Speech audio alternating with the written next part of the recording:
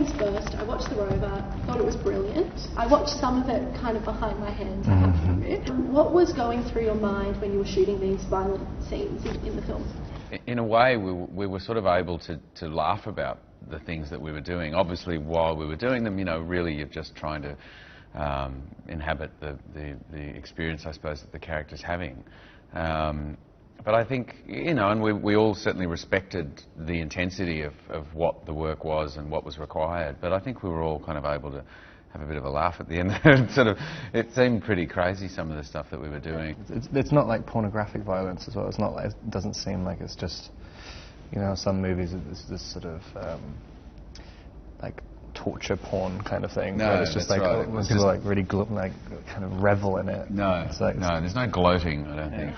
What was it like to film in the outback for 2 months? What was that like? There's a sort of serenity about it. I mean, you kind of, I think it really helps with your concentration because there are literally no distractions at all. And also you can kind of, I mean, I like doing weird stuff in between takes and things just to kind of, I don't know, like, it does something. And knowing that no one's really judging you on your weirdness, you know, when you're like at the side of the set, like, taking a piss like that or something. And like, yeah, you know, no one's going to take any photographs or whatever. It feels like the boundaries kind of get stripped away when you're out in the world like that. Yeah. And also, you know, the material was fairly extreme as well. So Rob was weeing on set all the time. Did you pick up any Aussie slang while you were here, or anything that someone said and you're thinking, what does that mean? I keep hearing David and Guy saying nutting it out. I've been trying to figure out some way to... Nutting it out. I'm just going to nut one on him. I'm just nutting it out, working it out. Did you ask, or were you just... I literally just heard that a few minutes ago. I've been trying to figure out how to put it. How to get it into a sentence. I just nutted one. Oh, there you Just nutted it out. Nearly right. Yeah. And did you guys use any stunt doubles at all, or it was all... Oh, there were stunt guys out there, of course, absolutely. I mean, for the majority of the time, you know, we always, on any film, really want to try and do as much stuff as we can. I did a lot of the driving. I mean, we all did the driving whenever we could, and, you know, if you ran off the road, you just sort of ran into the dirt, so there really wasn't much damage you were going to cause, you know.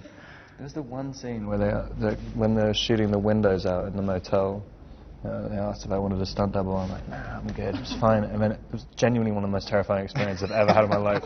As soon as it started happening, I was like, there's glass flying into my eyeballs. Just completely forgot I was in a movie. So you started off doing it, and then did you get the stunt double, or...? Well, we can only luckily do 2 takes because there wasn't enough. It's low budget. Wasn't enough glass. It was terrifying. Did either of you actually get hurt at all in any of the scenes? I remember at the beginning, the first scene between you and me, like, when you were like hitting me up against the car. I remember doing like 1 take and being like, God, get down, that really hurt. We did like 20 takes of it. I was like completely so he got hurt. He got hurt on the first day. I think I was alright. I can't really remember now, to be honest. That's the scene I was thinking about. I think we got a few thorns in our feet when we were walking away from that fence, even though we had full shoes on. I think we both stepped on. Whoever makes those sneakers, my $7 sneakers, which I was wearing, they are not designed for outback hiking. No, exactly. And Rob, what made you want this role so much?